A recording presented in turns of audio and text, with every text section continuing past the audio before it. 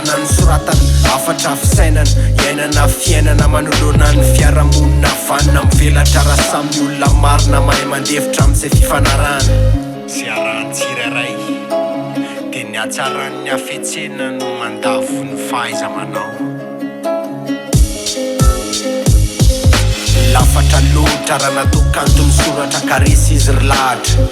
fa afatra napetraka tsy ho rendrika ketraka mazana fa atony tolona fitatra amin'izay dia nety sy ny any ny aviany sy ny aty ny apity sy nomaly ny tsiary sy ny tatido tsarono teny takilakiray fahatelo tsy tapitra raha tsy any amin'ny fiafarany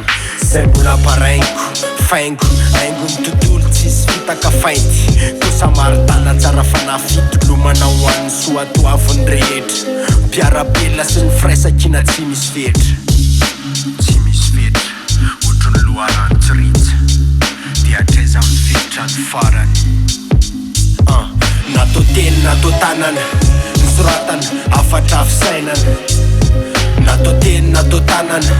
ny soratana afatra fisainana natao teny natao tanana ny soratana afatra fisainana natao teny natao tanana ny soratana afatra fisainana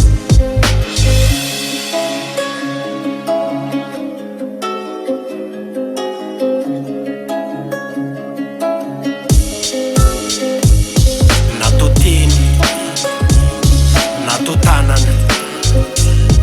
ny soratana afatra fisainana natao teny natao tanana ny soratana